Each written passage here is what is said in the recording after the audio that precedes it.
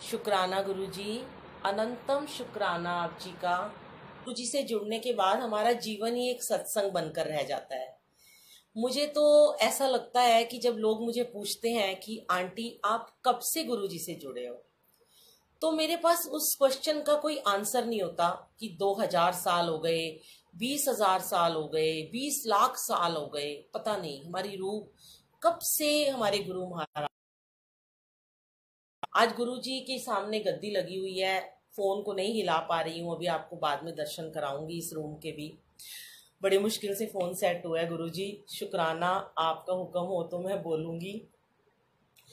और गुरुजी के हुक्म के बिना सच में पत्ता भी नहीं हिल सकता संगत जी। गुरुजी कहते हैं कि गुरुजी की कोई भी नई पुरानी संगत नहीं होती है। कोई कहे कितने सालों से आप जुड़े हो, कोई कहे कोई कल जुड़ा है, कोई 1 महीना पहले जुड़ा है।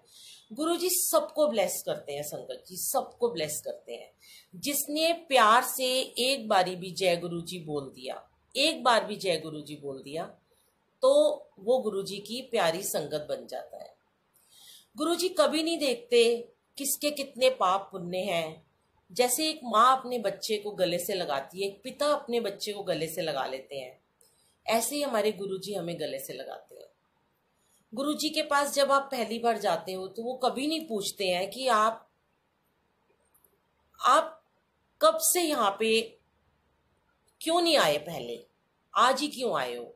या ये नहीं देखते कि तुमने कितने पाप करे हैं, तुमने कितने पुण्य करे हैं। गुरुजी उसे गले से लगा लेते हैं, उसके सारे पुण्य पाप सब भूल जाते हैं गुरु महाराज जी, और उस बच्चे को गले से लगाते हैं। मेरे साथ भी कुछ ऐसा ही हुआ। मैं ज़्यादा समय ना लेते हुए गुरुजी और अपनी कहानी आपसे शेयर करती हूँ, जो कि बहुत ही मीठी मीठी कहानियाँ हैं।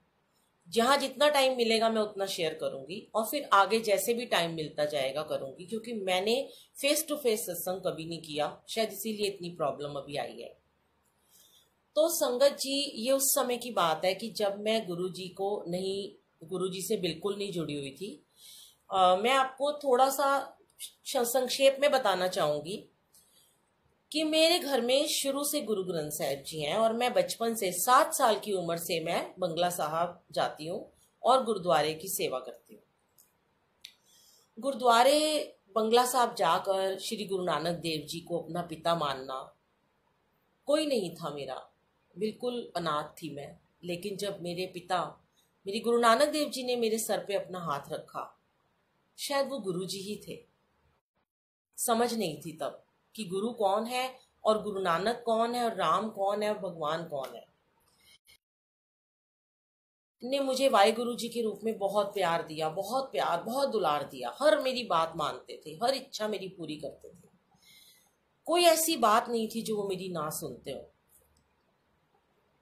जैसे आज सब कहते हैं कि बुलबुल आंटी आपको गुरुजी बहुत प्यार करते हैं, आपकी बहुत जल्दी सुनते हैं, उसी तरीके से तब गुरु नानक देव जी भी मेरी सब बातें सुनते थे, आज भी सुनते हैं। पर संगत जी, जब हमारा वक्त, मुस्कुरा रहे हैं मेरे गुरुजी, खूब हंस रहे हैं, चारों तरफ स्वरूप में ऐसे दर्शन दे रहे हैं, क्या निहाल हुए चले जा रहे हैं। इतने खुश हैं वो, हमेशा खुश रहते हैं वो, और हमारे चेहरे पे भी हमेशा हंसी देकर रखते हैं। तो संगत जी, जब वक्त आता है ना गुरुजी से मिलने का, उस समय जब हमारी यात्रा शुरू होने वाली होती है, नहीं चलता कब हो गया ये, कैसे हुआ, क्यों हुआ। जैसे किससे पहली बार मोहब्बत हो जाती है, हमें किससे प्यार हो जाता है, तो हमें पता नहीं चलता कि हमें उससे कब प्यार हो गया। हुआ ये था कि मेरा एक बहुत अच्छा स्टूडियो था, पहले कोहाट में था। मेरी डॉटर और मैं एक बहुत अच्छा boutique, designer studio and makeup studio चलाते थे। बहुत अच्छा चल रहा था। तो मेरी डॉटर की कुछ टाइम बाद शादी होनी थी, तो उसने सोचा कि मैं अलग से थोड़ा एक अपना बुटीक खोल के अपना भी अलग एक ब्रांड बनाना चाहती हूँ। तो हमने कहा ठीक है, मैंने बहुत काम कर लिया। मैं शुरू से ही मैं मेकअप आर्टिस्ट रही हूँ, और मीडिया मेकअप में, और बहुत फैशन शो, वुमेन सीरा, गृह शोभा, बहुत गुरुजी ने नाम कमवा के दिया। तो हमने उसको अलग अलग कर लिया और फिर मैंने अपना स्टूडियो शालीमार बाग में एक मेकअप एंड नेल स्टूडियो खोला। तो संगत जी, ये मेरी जर्नी स्टार्ट होती है गुरुजी के साथ में। बहुत ही प्यारी और बहुत ही अनोखी जर्नी है। आपको बहुत अच्छा लगेगा सुनकर, बहुत इंटरेस्ट भी आएगा, क्योंकि गुरुजी के सत्संग में आनंद आना बहुत जरूरी है और ये सच्चा आनंद होता है। और जब हम सत्संग के साथ बैठ के शेयर करते हैं ना, तब तो आप पूछिए ही मत उस आनंद की अनुभूति क्या होती है। ये तो गूंगे की मिठाई है, जो चखेगा उसी को समझ में आएगी। तो संगत जी, मेरे को क्या हुआ कि मेरा बहुत ज़्यादा वहाँ पर रेंट जाता था। सिर्फ 8x10 की मेरी एक छोटी सी शॉप मुझे मिली मेन मार्केट में, और वहाँ पर 80,000 मेरा रेंट जाता था। और स्टाफ का मिलाकर सारा खर्चा हमारा 2.5-3 लाख का हमारा खर्चा हो जाता था। तो जब मेरा बुटीक बंद हुआ तो थोड़ा सा काम में भी कमी आई।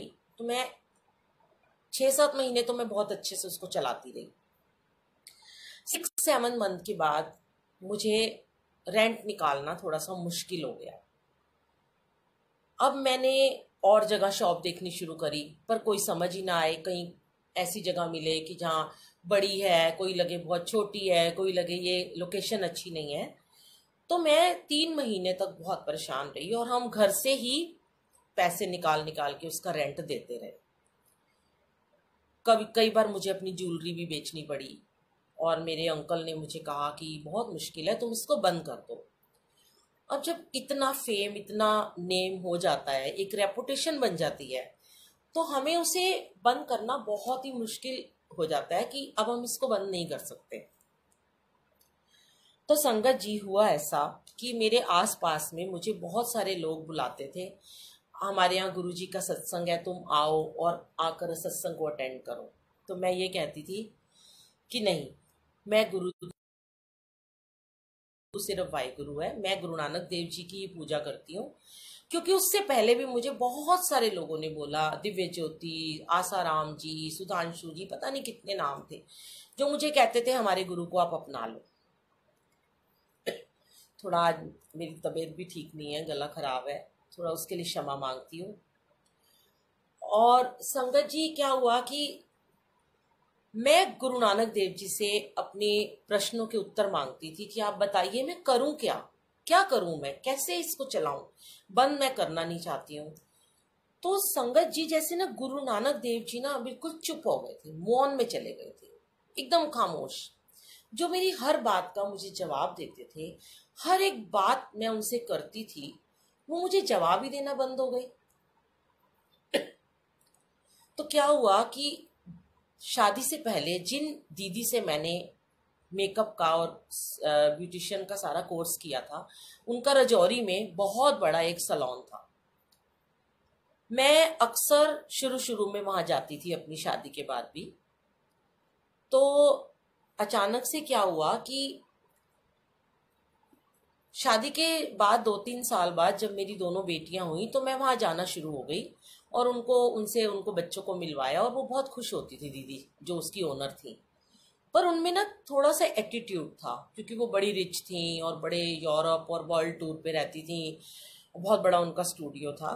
तो मुझे लगता था वो हमें कुछ नहीं समझती हैं। तो उसके बाद मैंने सोचा अब मैं इनसे मिलने के लिए नहीं जाऊंगी। अचानक से क्या होता है कि जब हमारा गुरु से मिलने का वक्त आता है और जब हमारे चारों तरफ से सारे दरवाजे बंद हो जाते हैं, तब हमारे प्यारे जय गुरु जी का दरवाजा खुलता है। जब सब दरवाजे बंद हो जाते हैं तो गुरु जी का दरवाजा ओपन होता है। मुझे नहीं पता, अचानक से मैं जस्ट डायल पे कॉल करती हूँ और उसी सैलून का नंबर मिलाती हूँ। क्वीनी उसका नाम था, रजौरी में था उनका सैलून। और मैं मांगती हूँ उनकी ओनर का नंबर। तो मेरे को एक नंबर दिया जाता है। मुझे बहुत बुरे तरीके से उन दीदी की याद आ रही होती है, तो उन्होंने मुझे एक नंबर दिया और मैंने वो नंबर डायल किया। उनका नाम है रूमी दीदी। तो वो फ़ोन उठाती हैं और कहती हैं कौन बोल रहे हो। तो मैं उन्हें अपना बताती हूँ, इंट्रोडक्शन देती हूँ। फिर वह मुझे कहती हैं कि तुमने अचानक से आज मुझे कैसे याद कर लिया। 26 ईयर के बाद मैंने उन्हें कॉल किया था और उनका वही नंबर था। और वो मुझे कहती हैं कि मेरा एक बेटा है और मैं तो ऑस्ट्रेलिया में शिफ्ट हो चुकी हूँ, पर अभी मैं इंडिया आई हूँ वसंत कुंज अपने भाई के यहाँ, मेरे हस्बैंड भी है। तुम कहाँ हो, मैं तुमसे मिलना चाहती हूँ। मैं बड़ी हैरान हो जाती हूँ कि इतना एटीट्यूड था इन दीदी में, बात नहीं करती थी सीधे मुंह से, इतना अपने आप को समझती थी। आज ये मुझसे बात कैसे कर रही हैं, आज ये मुझसे कैसे फ़ोन पे बात कर रही हैं। तो मैंने उन्हें बताया कि मेरा ऐसे ऐसे स्टूडियो है। तो कहने लगी कि मुझे अपने बालों का ट्रीटमेंट कराने के लिए आना है। मैंने कहा ठीक है, आप आ जाइए। तो मैं अंदर से बहुत खुश हो गई एकदम से। मुझे ऐसे लगा कि जैसे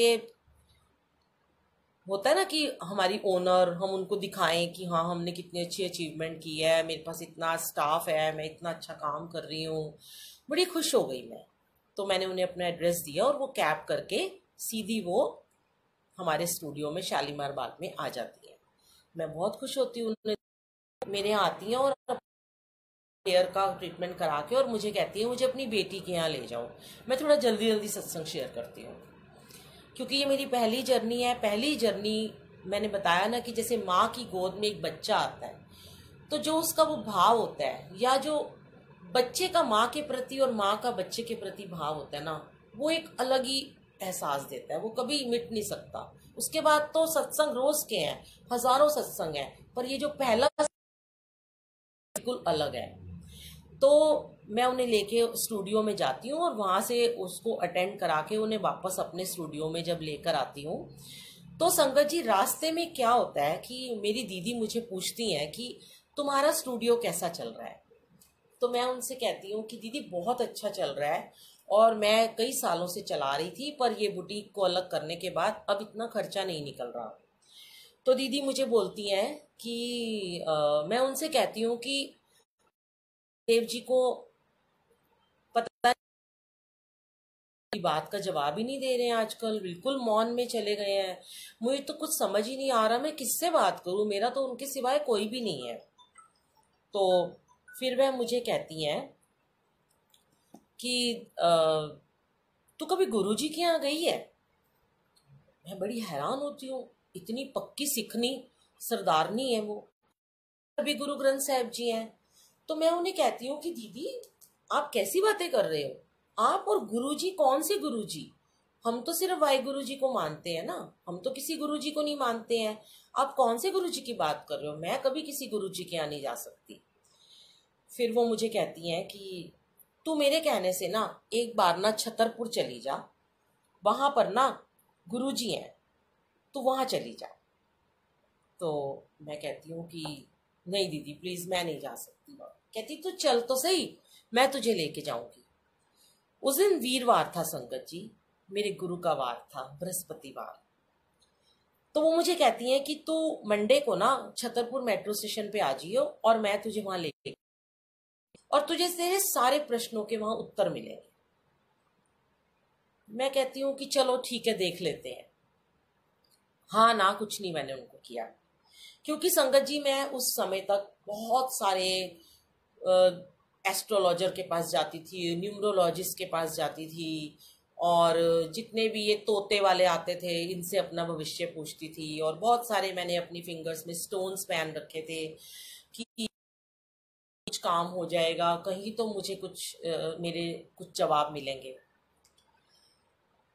तो उसके बाद मैं उन्हें छोड़ देती हूँ, वो वहां से चली जाती हैं। मैं अपने स्टूडियो के अंदर एंटर करती हूँ तो वहां पर ना एक लड़की नेल आर्ट करवा रही होती है बैठ के, और मेरा बाकी स्टाफ बैठा होता है, नेल आर्ट का भी, हेयर ड्रेसर भी, और एक मेकअप आर्टिस्ट जो वो मैनेजर थी, और भी लोग थे। तो जैसे ही मैं अंदर एंटर करती हूँ ना तो वो नेल आर्ट कराते कराते ना वो लड़की ना अचानक से ना मुझे कहती है कि आंटी आप कभी गुरुजी के पास गए हो। मैंने कहा नहीं मैं तो नहीं गई। तो कि अभी भी तो दीदी ने मुझे ये बात बोली थी कि आप कभी गुरुजी के पास गए हो। उसके बाद मैं मन में सोचती हूँ कि क्या हो गया, आज पहले उन्होंने कहा अब ये कह रही गुरुजी के पास गए हो, ऐसा कौन से गुरुजी हैं जो मुझे बुला रहे हैं। अचानक से एक उसकी फ्रेंड भी आ जाती है नेल आर्ट कराने, तो वो दोनों ना आपस में ना गुरुजी की बातें करने लगते हैं, और मैं अपना अपने और बाकी लोगों से स्टाफ से बात करती हूँ। पर संगत जी वो गुरुजी का कनेक्शन था ना, जो गुरुजी चाहते थे, जो गुरुजी उस दिन, गुरुजी ने वो डेट मेरे लिए डिसाइड कर रखी थी कि आज ही मुझे इसको अपने आप से जोड़ना है। तो जो मेरे कान थे ना वो सिर्फ उन दोनों की आवाज पे ही लगे हुए थे कि ये बातें क्या कर रही हैं। और वो आपस में ना गुरुजी के सत्संग शेयर कर रही थी। गुरुजी ऐसे हैं, इन गुरुजी के पास जाने से ये काम हो जाता है, इन गुरुजी के पास जाने से हमारा वो काम हो जाता है, गुरुजी ऐसे ब्लेस करते हैं। तो मैं सिटी में आके मैंने उनसे पूछना शुरू किया कि कौन से गुरुजी हैं।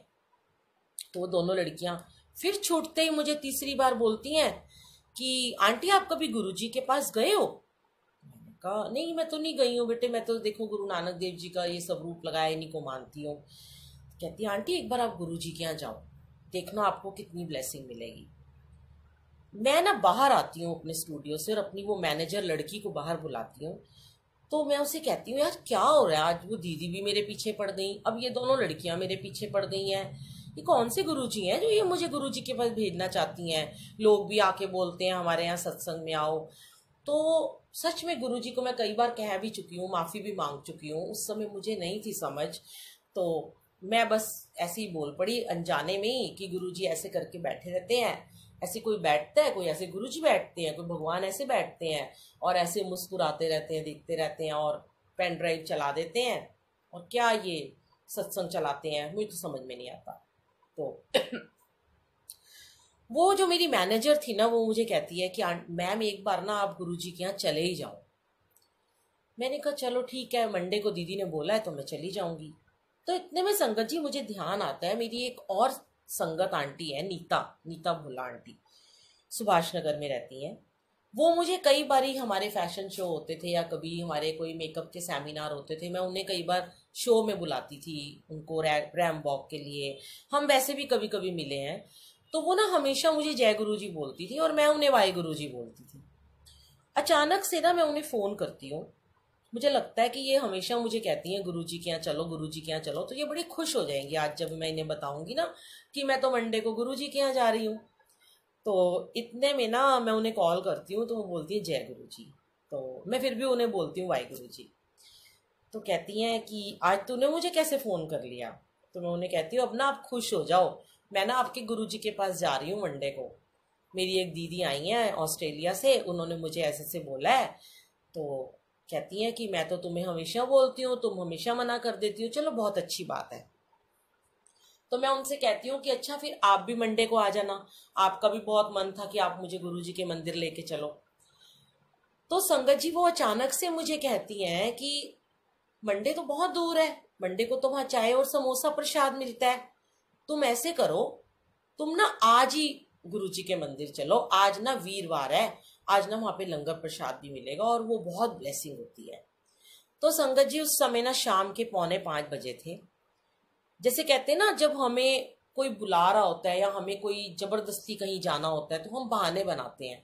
तो मैंने उनसे बहाना बना के बोला कि मैं तो लॉन्ग स्कर्ट आज पहनी हुई है, लॉन्ग कुर्ती पहनी है, ऐसे में तो नहीं जाऊंगी, हम तो गुरुद्वारे में हमेशा सूट पहन के जाते हैं। तो कहती हैं कि अरे नहीं नहीं, वहां तो ना लोग बड़े सज संवर के आते हैं, तुम ना चलो, आज ही चलो, तुम जल्दी से ना अपने वहां से आदर्श नगर मेट्रो स्टेशन से मेट्रो में बैठ जाओ और मैं तुम्हें छतरपुर मेट्रो स्टेशन मिलूंगी।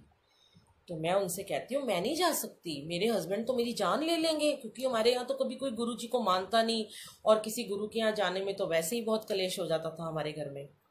मैंने कहा मैं नहीं जा सकती, इस तरीके से कहीं नहीं जाऊंगी मैं, और अगर मैं गई तो 1.5-2 घंटे जाने में, 1.5-2 घंटे आने में लग जाएंगे और 11 बज जाएंगे, मेरे तो कलेश हो जाएगा घर में। कहती तू आ ना, तू बाद में बता दियो उनको, तू चल, बस तू चल ले। तो संगत जी जैसे कि कोई एक अनजानी डोर होती है ना, जब हमें वो खींचती है अपनी तरफ, वो गुरु जी की डोर, बड़ी प्यारी डोर, पतंग होती है ना, जैसे उस पतंग को उड़ाते हैं, खींचता है ना कोई अपनी तरफ। मेरी वो मैनेजर लड़की कहती है मैम चले जाओ। मैं अपनी गाड़ी वहीं छोड़ती हूँ, ऑटो करती हूँ, ऑटो से मैं मेट्रो स्टेशन जाती हूँ और वहाँ से मैं छतरपुर मेट्रो स्टेशन पहुँच जाती हूँ।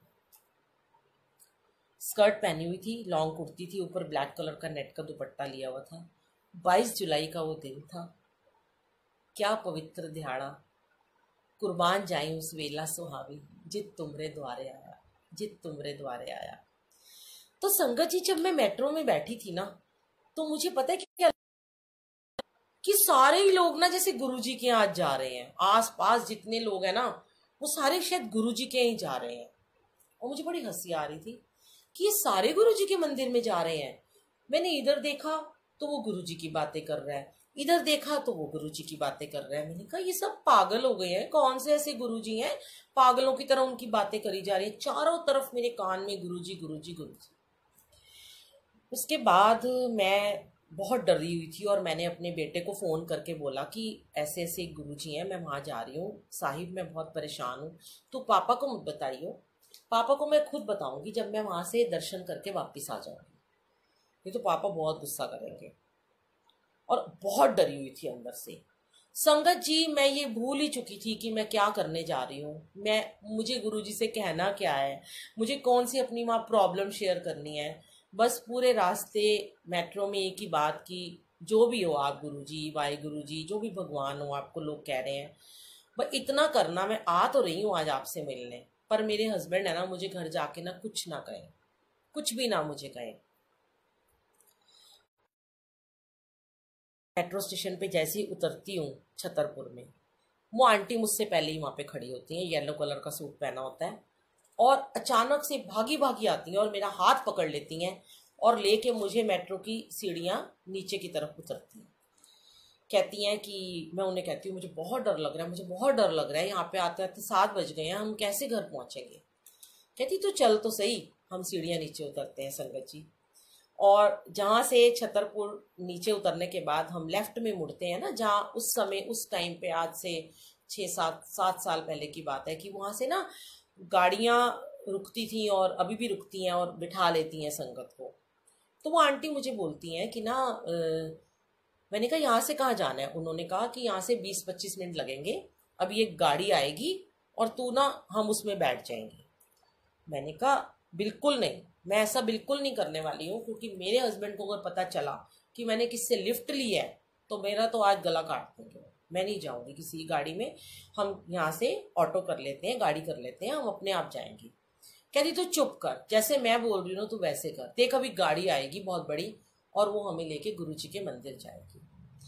संगत जी, मुश्किल से 2 मिनट भी नहीं बीते होंगे, हम खड़े थे वहाँ। गर्मी बहुत थी उस दिन, बहुत भयंकर गर्मी थी, पूरा दिन लू चल रही थी। और मेरे अचानक से मेरे सर में दर्द शुरू हो गया था। एक तो टेंशन से, मेरे को वैसे ही बहुत माइग्रेन रहता था, मैं बहुत स्ट्रेस में आ चुकी थी, मुझे बहुत प्रॉब्लम हो रही थी कि ये क्या हो रहा है। हम खड़े थे, 2 मिनट हुए, एक लंबी सी काले रंग की गाड़ी आती है, पता नहीं कौन सी गाड़ी थी, मर्सिडीज थी या कौन सी, मुझे इतना ध्यान नहीं है, बहुत सुंदर गाड़ी आती है। अचानक से अपने आप ही उसका दरवाज़ा कोई खोलता है और कहता है आ जाओ। मैं उनका हाथ पकड़ के आंटी से कहती हूँ नहीं, ये हमें किडनैप कर लेंगे, मत ऐसे जाओ। आंटी कहती चुप, मुंह बंद करो अपना, जैसे मैं बोल रही हूँ तुम वैसे ही चलना। और हम बैठ गए। संगत जी, गाड़ी में बैठते एक अलग ही अनुभूति, एक अलग ही खुशबू, एक अलग ही ऑरा, शब्द चल रहे थे उसमें। क्या भजन चल रहा था? सोनिया अरोड़ा जी का सबसे पुराना वाला शुक्राना। शुक्र करा गुरु जी तेरा, शुक्र करा तुसी चरनी अपने ला लिया, मैं तेरा शुक्र करा।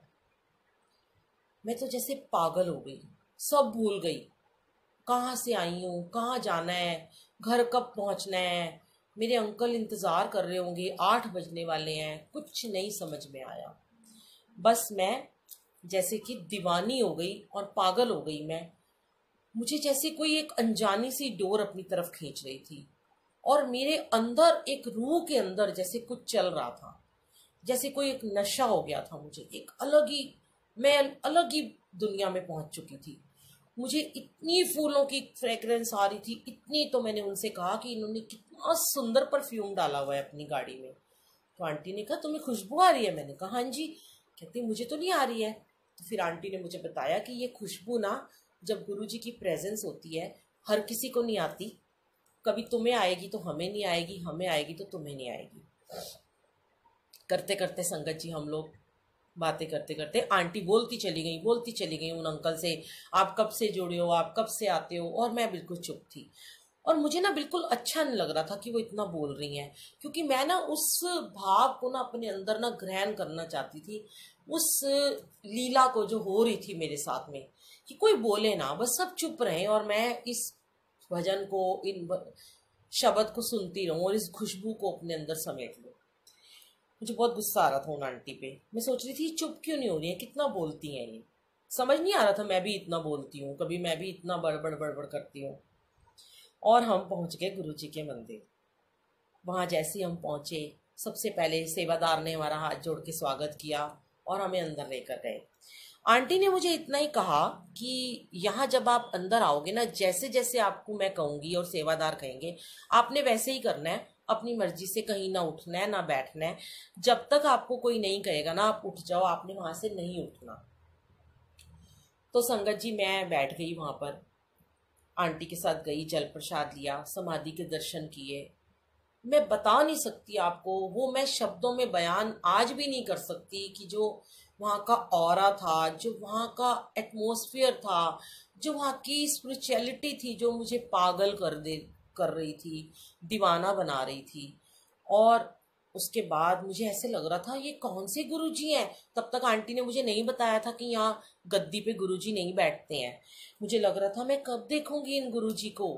और मैं मन ही मन भाई गुरु जी से कह रही थी कि गुरु नानक देव जी को कि मुझे माफ करना, मैं आज अपने इष्ट को छोड़ के, जैसे कहते हैं ना कोई चोरी करने जाता है किसी और से, अपने अपने किसी प्रेमी को छोड़ के दूसरे प्रेमी से मिलने जाता है, तो उससे बहुत अंदर से डर लगता है कि पता नहीं मेरा वो जो इष्ट है वो मुझसे नाराज हो जाएगा।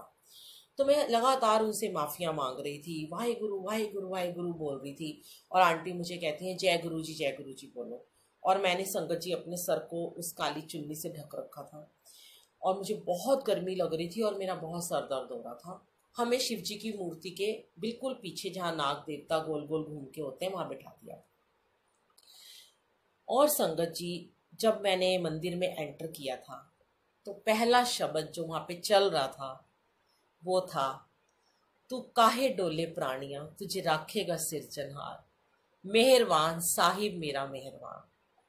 संगत जी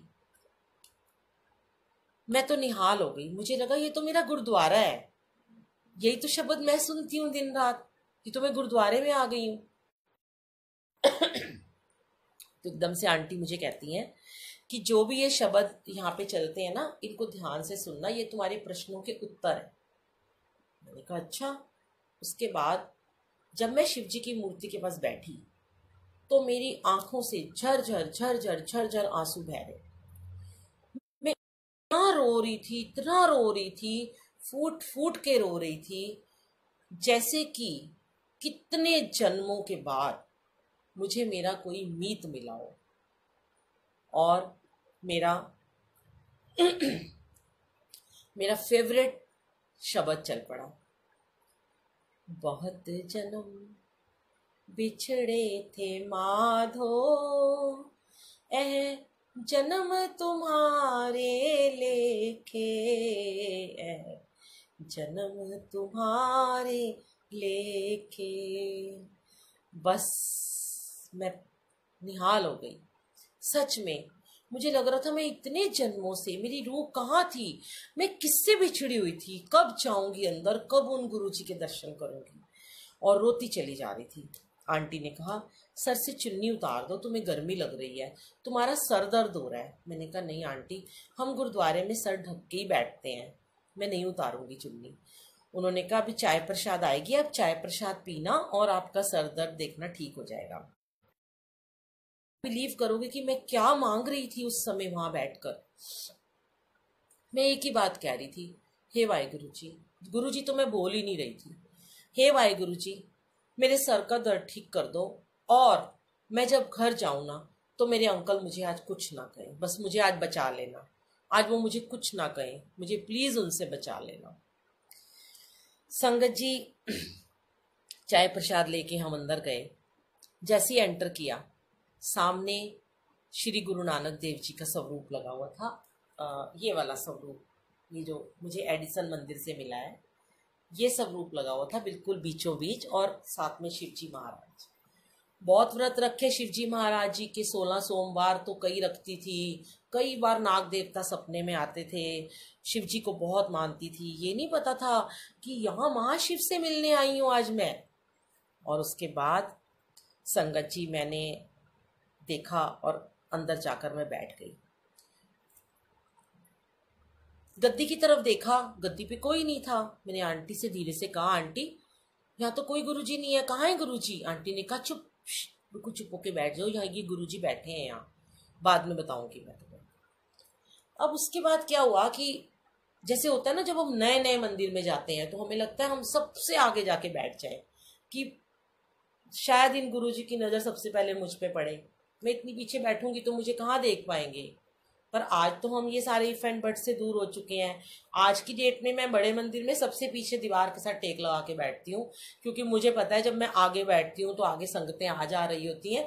मुझे लगता है तो गुरुजी मुझे नहीं देखेंगे, मुझे सबसे पीछे देखेंगे, और गुरुजी सबसे पीछे वाले को ही पहले देखते हैं। तो ये आगे आगे आगे आगे होती चली गई, और जैसे ही मुझे सबसे आगे खिसका खिसका के उन्होंने बिठाया और बहुत आनंद आया। मैंने कहा, वाह गुरुजी, आपने तो अपने चरणों में बिठा लिया। उसके बाद जी हम वहाँ थोड़ी देर बैठे, शब्द गुरबानी सुनी, वहाँ से बाहर निकले और लंगर प्रसाद के हॉल की तरफ चले गए। लंगर प्रसाद खाया। पहली बार 4 लोगों के साथ बैठकर लंगर प्रसाद खाया था। पता नहीं था ये सब क्या होता है। आंटी बताती चली जा रही थी। बहुत स्वादिष्ट लंगर प्रसाद लगा, लेकिन संगत जी पूरा ध्यान मेरा घर की तरफ लगा हुआ था कि मेरे घर कब जाऊंगी। 10 सवा 10 बज चुके थे उस टाइम तक। बाहर निकले हम। तो आज मैं ये क्यों उन संगतों के नाम ले रही हूँ कि गुरुजी कहते हैं कि जिसने तुझे पहली बार जोड़ा, और जितनी बार तूने सत्संग शेयर किए और जितने हजारों तूने सत्संग किए, उससे 1000 गुना ज्यादा ब्लेसिंग मैं उन संगतों को भी देता हूँ जो तुम्हें पहली बार मेरे मंदिर में लेके आता है। गुरुजी ने एक ही बात हमेशा समझाई है कि संगत को जोड़ो, और वो प्रॉमिस जो उस दिन गुरुजी ने मुझसे लिया था ना, संगत पूरा कर जोड़ने का। तो हम बाहर निकले, जल प्रसाद लिया। तो मैंने उन आंटी से कहा कि आंटी, मैं तो रोज ना अपने घर के पास गुरुद्वारे में जाती हूँ और थोड़ी सी सेवा करती हूँ झाड़ू पोछे की, चाहे सुबह जाऊं चाहे शाम को जाऊं। आज मैं सुबह नहीं गई, मेरी तो सेवा छूट गई है, आज आप मुझे यहाँ पे सेवा दिलवा दो। आंटी कहती हैं कि बुलबुल आंटी, यहाँ पर ना किसी को सेवा नहीं मिलती, मैं यहाँ 4 साल से आ रही हूँ, देखो मेरे गले में आज भी बैच नहीं है। यहाँ सेवा गुरुजी देते हैं, उनकी मर्जी से सेवा मिलती है, हम नहीं बोल सकते। मेरा मन थोड़ा सा उदास हो गया और मैं वहीं साइड में खड़ी हो गई। तो वहाँ पर एक अंकल आए, उनका नाम है टीटू अंकल।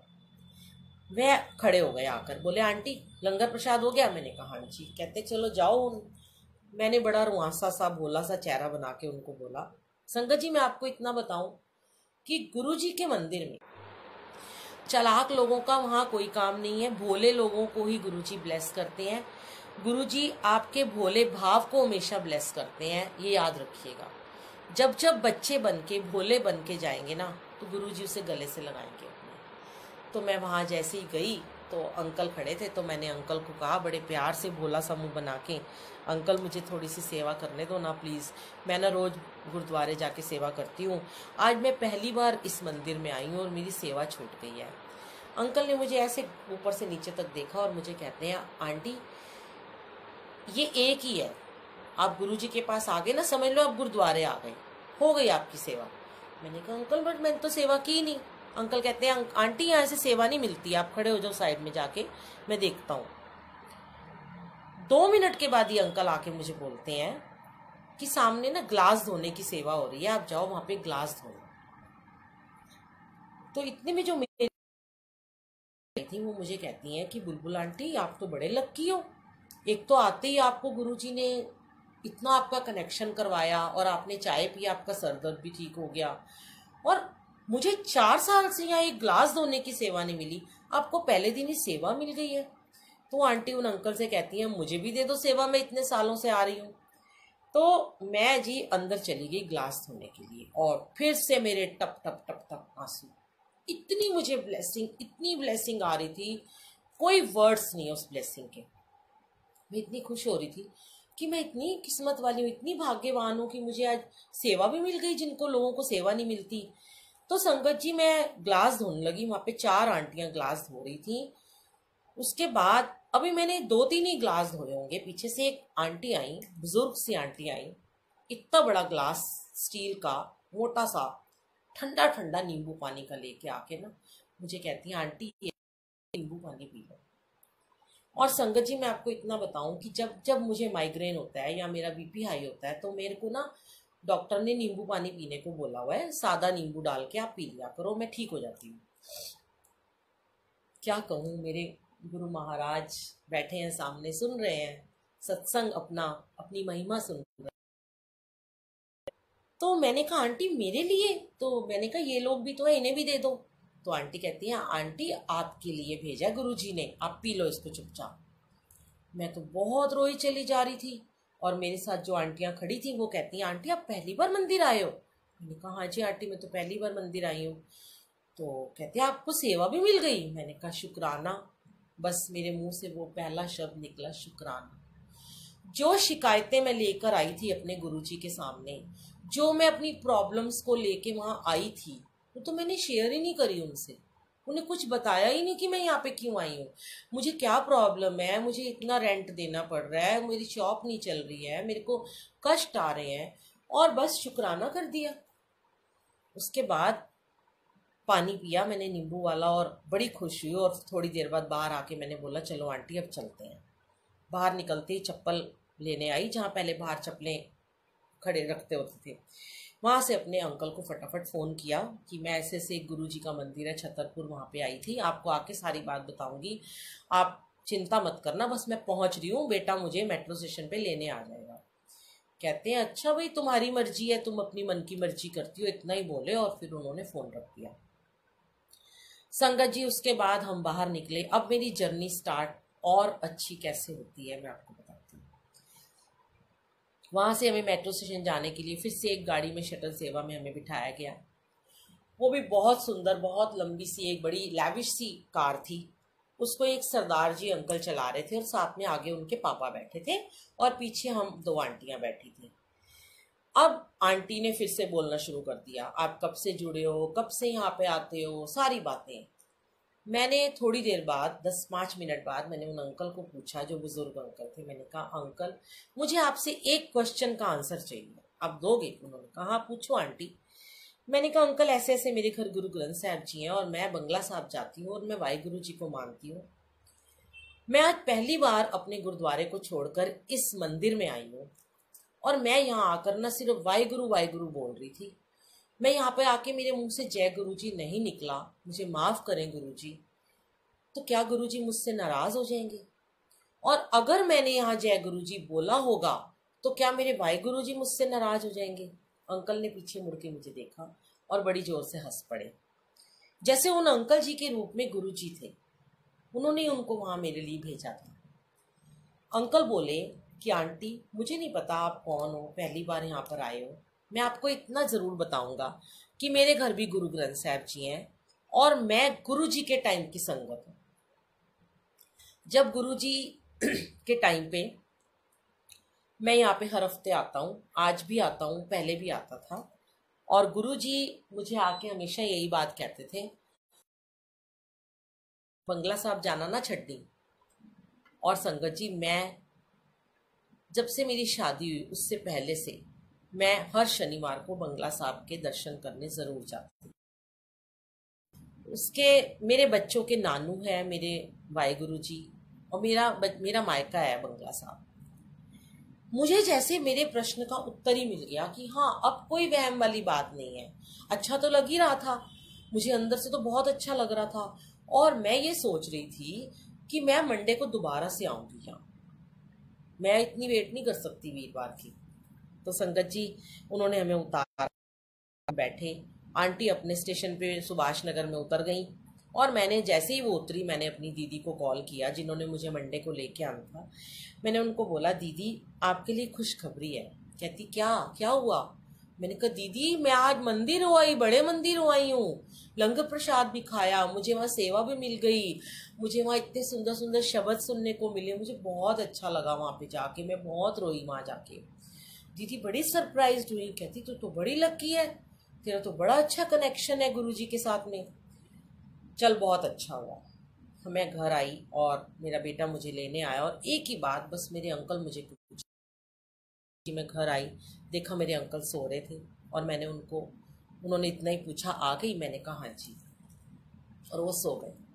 मुझे उसी दिन गुरुजी का एक छोटा सा येलो कलर का स्वरूप मिला था, चरण आके वो मंदिर में लगाए और उस दिन मैं बड़ी सुकून की नींद सोई क्या, मैं तो बस गुरुजी के ख्वाबों में बैठी रही कि कैसा था वो मंदिर, पूरा मंदिर जैसे जैसे मैं गई थी वो मैं चलचित्र की तरह मेरे माइंड में घूम रहा था।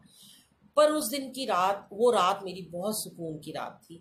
अगले दिन मैं सो के उठी और अपने स्टूडियो में गई और वहाँ जाके जो आए मैं उसे बताऊं कि मैं तो बड़े मंदिर गई थी, वहाँ तो ऐसा है, वहाँ तो वैसा है, और मेरी कहानियाँ ही नहीं ख़त्म हो रही थी। तो और मन में ना एक ही बात थी मेरे माइंड में कि वहाँ जाने से ना गुरुजी ब्लेसिंग देते हैं और उनके सारे काम पूरे हो जाते हैं।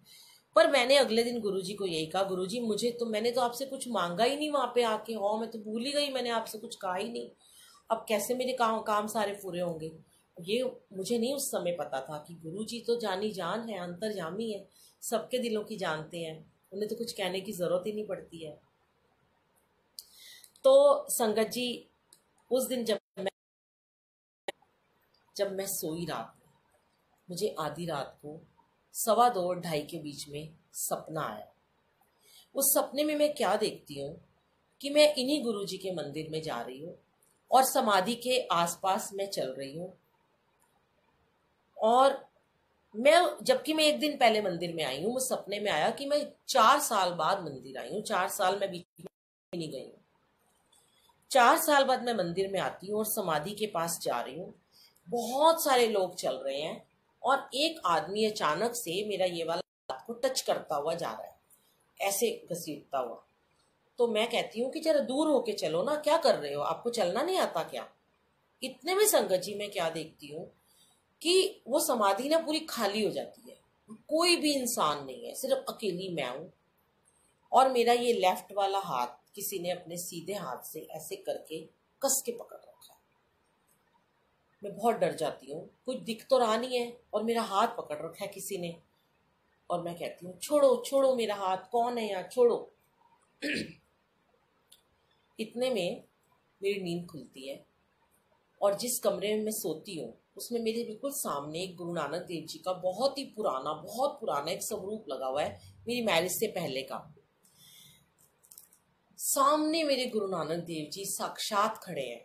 संगत जी आज भी वो एहसास मेरे गूज बम्स आ जाते हैं कि जब मैं सोचती हूँ कि मुझे बचपन में हमेशा हर कोई कहता था कि तुम्हें कभी ना कभी देव दर्शन होंगे।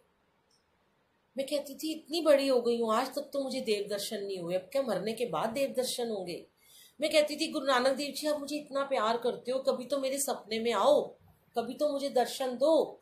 गुरुद्वारे के पाठ के बहुत सपने आते थे पर गुरु कभी नहीं आए सपने, और सामने गुरु नानक देव जी साक्षात खड़े हैं और गुरु जी खड़े हैं, और गुरु नानक देव जी मुझे कहते हैं कि तू बड़ी परेशान थी ना, मेरे प्रश्नों के कोई उत्तर नहीं दे रहा, ले तेरा हाथ मैंने गुरु जी के हाथ में सौंप दिया।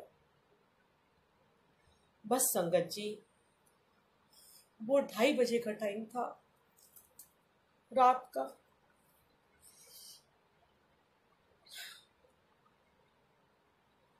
मैं उठी और मैंने जल्दी से नहा धोकर गुरु ग्रंथ साहिब जी का प्रकाश किया।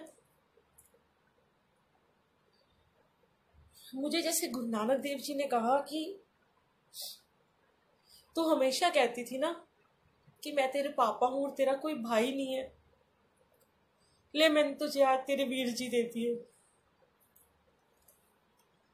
सॉरी संगत जी, मैं अपना पहला सत्संग सुनाते हुए हमेशा ये सपने तक आते आते मुझे बहुत ब्लेसिंग देते हैं गुरु जी, इसके लिए मेरे पास शब्द नहीं है, बिल्कुल नहीं है।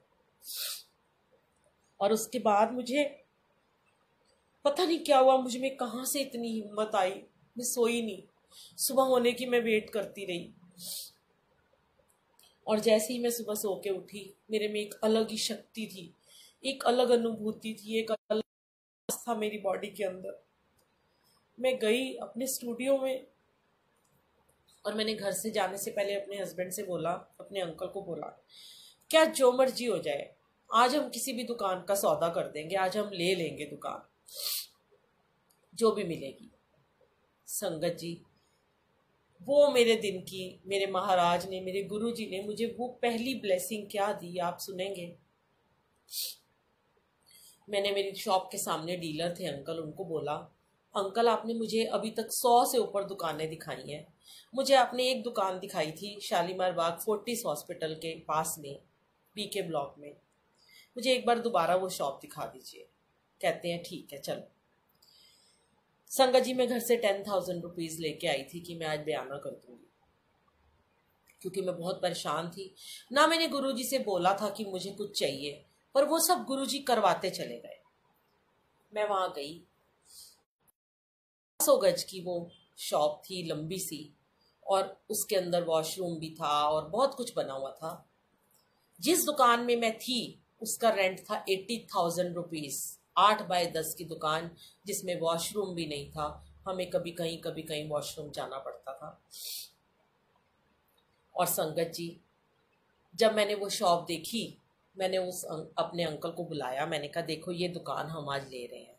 अंकल कहते हैं, तू 8 बाय 10 की दुकान का किराया 80,000 रुपये देती है, 125 गज की दुकान लाखों में होगी, कहाँ से देगी, पागल हो गई है। मैंने कहा आपको पता है, आज मुझे सुबह सुबह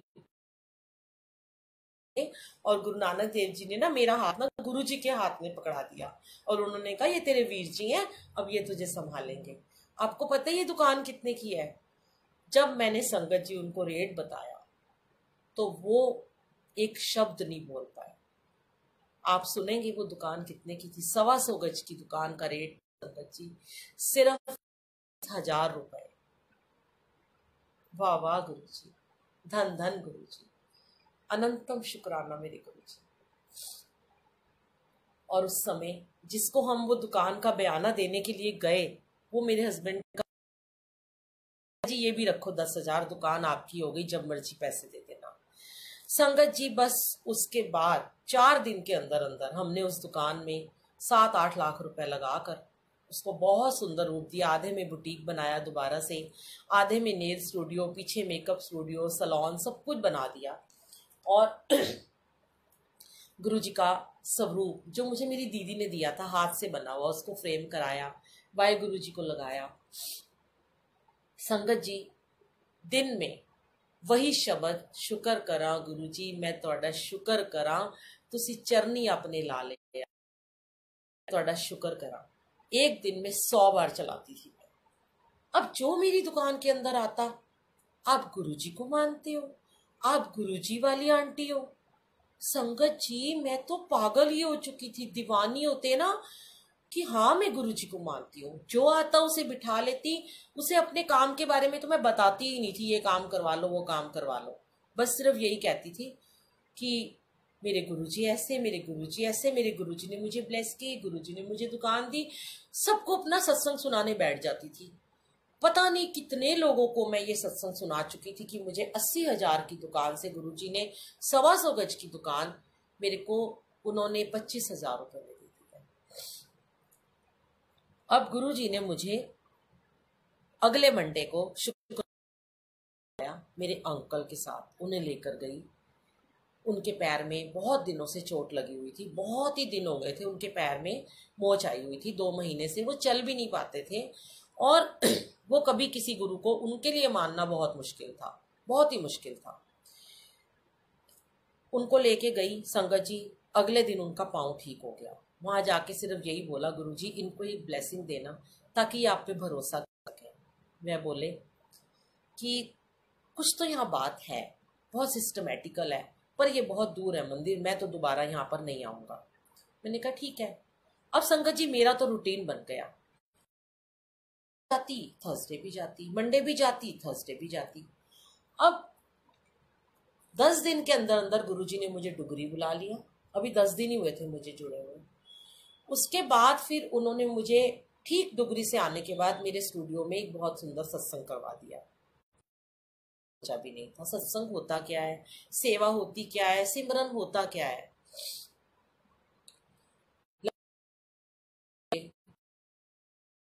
अपने बारे में इतना बताना चाहूंगी कि जब मैं गुरुजी से जुड़ी थी, मेरे पास परेशानियों की इतनी बड़ी पोटली थी जिसको गुरुजी ने अपने पास रख लिया था, और मुझे एक उन्होंने खाली पोटली दी लाल रंग की रेशम की, और उसके अंदर एक एक करके ब्लेसिंग डालते चले गए, डालते चले गए, डालते चले गए। इतने शुक्राने जो मेरे जैसी बंदी खड़ी नहीं हो सकती थी, बैठ नहीं सकती थी, घुटनों में पेन होता था, चौकड़ी नहीं मार सकती थी, मेरे को माइग्रेन, सर्वाइकल क्या नहीं था। रोज मुझे 2 इंजेक्शन लगते थे एक दिन छोड़ के, डेली, हिप्स में, कभी हाथ में। दवाइयाँ इतनी दवाइयाँ खाती थी मैं।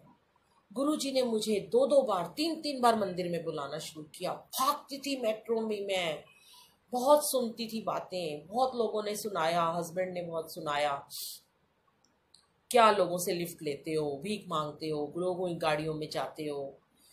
बहुत रोती थी मैं, बहुत रोती थी। फिर मेरे रिश्तेदारों ने, कहते हैं ना गुरुजी कहते हैं, दुनियादारी से तुम्हें हटाता हूँ तब तुम्हें अपने गले से लगाता हूँ। सारी दुनिया, ये दुनिया कुछ नहीं है तुम्हारे लिए, दुनिया को छोड़ दो। हर एक रिलेटिव ने कहना शुरू कर दिया। अपने वाहिगुरु को छोड़ दिया, गुरुजी के पास चली गई। अब देखना इसके साथ कितना कितना बुरा होने वाला है, अब देखना कितना बुरा होगा। मैंने कहा कि गुरुजी आ गई आपके पास, अब तो बस आपने मुझे अपना लिया, अब आप जानो और आपका काम जाने, ये दुनिया क्या कह रही है इनके मुंह आपने बंद करने हैं।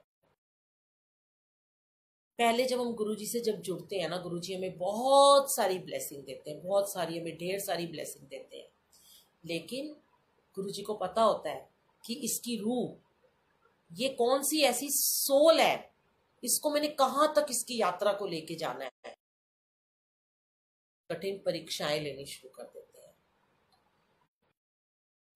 प्रॉब्लम्स कभी शेयर नहीं करी, यूट्यूब पे भी नहीं करी, कभी अपने सत्संग में नहीं करी है, पर गुरुजी ने यही सिखाया कि जब तुम्हारा काम हो जाए, जब तुम्हारी प्रॉब्लम दूर हो जाए, तब तुम उसे सत्संग बनाकर शेयर करो, अपनी ब्लेसिंग के रूप में उसे लोगों से शेयर करो कि तुम्हें कैसे ब्लेस किया। तो संगत जी अभी 1.5 महीना ही हुआ था, सॉरी संगत जी, अंजलि आंटी, मैं सत्संग और शेयर कर सकती हूँ या अभी इसको यहीं पे मैं एंड कर दूँ, प्लीज़ आप बताएंगे। अगर टाइम ओवर हो चुका है तो मैं अपना सत्संग नेक्स्ट टाइम बाकी का शेयर करूँ या अभी और थोड़ा शेयर कर सकती हूँ। जय गुरु जी। देविंदर अंकल, आप प्लीज़ बताएंगे कि मैं इसको और शेयर करूँ थोड़ा, क्योंकि आज वैसे भी लेट सत्संग शुरू हुआ था। आप प्लीज़ एक बार मुझे लिख के दे दें।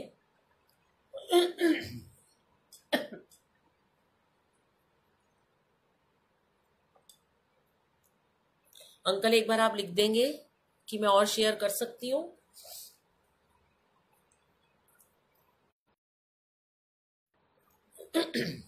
तो संगत जी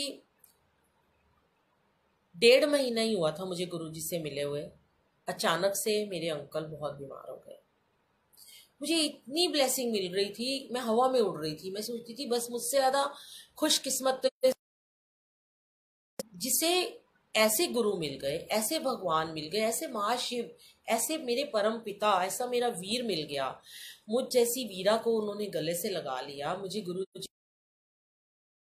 वीर की अरदास वीरा, उस समय बहुत बहुत बहुत बहुत प्यार आता था मुझे अपने गुरु महाराज जी के ऊपर, कि गुरु जी कहते हैं कि तूने मेरा हाथ पकड़ लिया ना, और मैंने तेरा हाथ पकड़ लिया, अब तू मेरे धड़कन में है, मैं तेरी धड़कन में हूँ। तो गुरु जी तो मेरे रोम रोम में समा चुके थे। तो मुझे मेरे अंकल अचानक से बहुत ज़्यादा बीमार हो गए, बहुत बीमार हो गए। उनको वेंटिलेटर पे डाल दिया गया, जयपुर गोल्डन में वो भी उनको एडमिट किया गया। और उसके बाद हर एक ने मुझे कहना शुरू कर दिया, ये तो तुम्हारे साथ होना ही था, ये तो होना ही था, क्योंकि तुमने जो अपने को जो पकड़ लिया था, ऐसा तो होना ही था तुम्हारे साथ। मैंने कहा, मैं बहुत रोई, अपने गुरु महाराज जी के सामने बैठ जाती थी। गुरु जी, मैंने कौन सा ऐसा गुनाह कर दिया, मैंने ऐसा क्या कर दिया? मैंने वाहेगुरु जी को नहीं छोड़ा, आपको पता है वो मेरे पापा हैं, वो आप मेरे वीर जी हो। क्या हमारे जीवन में एक फादर होते हैं, तो हमारे को अगर एक पापा को भूल जाते हैं, नहीं भूलते ना हम। तो गुरु जी, जय गुरु जी संगत। हेलो जय गुरु जी। हाँ जी अंजलि आंटी, जय गुरु जी। आप आप कहेंगे तो मैं और सत्संग शेयर करूं आगे। हेलो, अभी मैं शेयर करूं या बंद कर दूं? अच्छा ठीक है, 5-10 मिनट और कर लेती हूँ।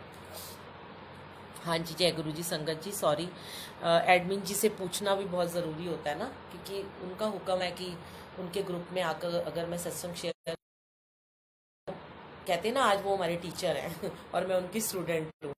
तो गुरु जी सबके टीचर हैं और हम उनके स्टूडेंट हैं। तो संगत जी, बहुत सारे लोगों ने मुझे कहना शुरू किया, बहुत सारे लोगों ने बोलना शुरू कर दिया, जो फ़ोन करता यही बोलता, वापस आ जाओ, छोड़ दो उन गुरु जी को, अब तुम्हारे हस्बैंड, तुम्हारी ज़िंदगी ख़त्म होने वाली है।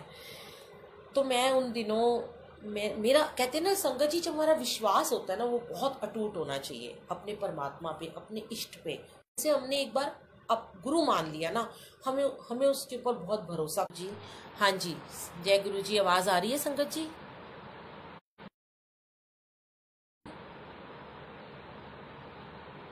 जय गुरु जी। हाँ, जब हम संगत जी गुरु पे भरोसा नहीं करते, हम डगमगाना शुरू हो जाते हैं ना, तब फिर हमारा विश्वास जब डोलता है, तो फिर गुरु जी भी अपने कदम पीछे हटा लेते हैं। लेकिन अगर हमारा विश्वास, जय गुरु जी, आवाज आ, आंटी आवाज आ रही है? आवाज आ रही है? हेलो, आपको आवाज आ रही है मेरी? ये बार बार फिनिश का ऑप्शन आ जाता है इसमें ना। अच्छा ठीक है। तो संगत जी, जब हमारा विश्वास डामाडोल नहीं होता ना, तो गुरु जी हमारा हाथ कभी नहीं छोड़ते हैं। तो मैं गुरु जी के आगे रात को बैठ गई आके एक दिन, मैंने कहा गुरु जी देखो, अब तो मैंने आपका दामन पकड़ लिया है, अब जो भी होगा ना आपने ही देखना है, मुझे कुछ नहीं पता। आप, मुझे नहीं पता, मैंने सुना है कि आपके मंदिर में सब बहुत सच समर कर आते हैं, बहुत प्यारे प्यारे बन के आते हैं, और मुझे भी आपके मंदिर में हमेशा ऐसे ही सजे संवरे, उनकी लाइफ को ब्लेस करना ही पड़ेगा, वरना अब आपकी लाज पे बनाई है। अब फिर लोग कहेंगे कि कैसे गुरुजी को तूने पकड़ा था, तो वो तो अब आपकी लाज है ना, अब मेरी लाज नहीं है। कहते हैं जब संगत की लाज होती है ना, वो गुरुजी की लाज बन जाती है। मैंने कहा गुरुजी मुझे नहीं पता, इस बार बख्श बंदे को, आपने इनको बख्श दो, आप इनको ठीक कर दो, ताकि मैं सबके मुंह बंद कर सकूं कि मैंने जुड़कर कोई गलती नहीं की। संगत जी, मेरा छोटा सा बच्चा, बेटा मेरा, कभी भी नहीं गया था बड़े मंदिर। वह जाता है किसी के साथ एक, और वहां जाके रो रो के कहता है, रो रो कर कहता है कि मुझे जल प्रसाद दे दो, मेरे पापा बहुत बीमार है। मुझे नहीं पता वो कब गया, कब आया लेकर, जल लाकर उसने आईसीयू में जाके मेरे अंकल को पिला दिया, और बीपी 60/40 रह गया था। जिनको डॉक्टर ने जवाब दे दिया था, उनको निमोनिया हो गया था, डबल निमोनिया। और उसके बाद गुरुजी ने अगले दिन बीपी 80/100 कर दिया, और वो ठीक होने शुरू हो गए। ऐसे लाज बचाई मेरे गुरुजी महाराज जी ने। मेरे पास बहुत सत्संग है संगत जी, मेरे बच्चों के, मैंने शायद अपनी 50 डायरियां भर दी हैं, जो मैं लिख लिख के रिकॉर्डिंग करके ऑडियो में डालती हूँ। और अभी मैं आपको अपने सत्संग को मुझे लगता है कि लंबा हो गया है, मुझे यहाँ पे विराम देना चाहिए। इसके बाद मैं और बताऊंगी कि फिर एक ब्लेसिंग गुरुजी देते थे और एक साथ में मेरा टेस्ट लेते थे, फिर एक ब्लेसिंग देते थे, एक टेस्ट साथ में ले लेते थे। सही चल रहा है, ब्लेसिंग इधर से आती है, टेस्ट इधर से होते हैं, और वो टेस्ट भी वही पास करवा रहे हैं। आपसे बस एक बात कि कुछ भी जब समझ में ना आए, कोई आपका काम जब नहीं बनता हो, जब आपके रुक जाते हैं, जब आपको लगता है कि कोई आपका साथ नहीं दे रहा, कोई रिश्तेदार, कोई दुनियादारी आपके साथ नहीं रह गई है, तो आप अमृत वेला का मंत्र जाप कीजिए। अमृत वेले में बैठिए, मंत्र जाप कीजिए 1 घंटा 9 मिनट का। अमृत वेला के मंत्र जाप के ऊपर मैंने बहुत सारी ऑडियो डाली हुई है, अपने सत्संग डाले हुए हैं। मैं किसी की बात को काटती नहीं हूँ कि कोई, मुझे बहुत सारे लोग बोलते हैं कि कोई पुरानी संगत कहते हैं कि गुरुजी ने तो नहीं कहा जाप करो, गुरुजी तो नहीं कहते थे अमृत वेला करो। मैं कोई इफ एंड बट में नहीं पढ़ना चाहता। मुझे जो संगत को मैंने ये शेयर किया है इस ब्लेसिंग को, और उनके काम बने हैं, तो एक डॉक्टर है जिसकी दवाई हमें लग रही है, अगर कोई बहुत बीमार है, किसी को कैंसर है, किसी को टाइफाइड है, किसी को पीलिया हो गया, किसी को निमोनिया हो गया, किसी को पैरालाइज हो गया, उसको एक डॉक्टर ठीक कर सकता है अपनी उस मेडिसिन के जरिए, मंत्र जाप अमृत वेला। हमें, जय गुरु जी, हमें कहीं नहीं जाना पड़ रहा, हमें कहीं मंदिरों में नहीं जाना पड़ रहा, कहीं लाइन में नहीं लगना पड़ रहा, कहीं दूर दूर डॉक्टरों के पास चक्कर नहीं मारने पड़ रहे। करना क्या है, अमृत वेले में उठना है, नहाना धोना है, जोत जगानी है, जल रखना है। वो जल आपका गुरु जी खुद ब्लेस करते हैं उस जाप के जरिए। उस मंत्र जाप को जब आप करते हैं 1 घंटा 9 मिनट, अगले दिन उस जल को उठा के दवाई समझ के, अमृत समझ के उसे सबको पिलाइए, और आपके काम जरूर पूरे करते हैं गुरु जी। संगत जी, सुबह का किया हुआ 1 घंटे का अमृत वेला मंत्र जाप, बाकी के 23 घंटे गुरु जी हमारे साथ साथ रहते हैं, हमारा हाथ पकड़ के रखते हैं, कभी हमारा हाथ नहीं छोड़ेंगे। वो सिर्फ 1 घंटा मंत्र जाप और गुरु जी आपके साथ साथ चलेंगे। तो गुरु जी ने तो यही कहा कि बस और अपनी ब्लेसिंग लिए जाओ। तो अगली बार मैं और सत्संग शेयर गुरु जी के लिए जरूर सुनाना चाहूँगी। मेरा चाहे जितना मर्जी गला खराब हो, चाहे जो मर्जी हो, पर मैं रोज़ गुरु जी को अपनी आवाज़ में, गाने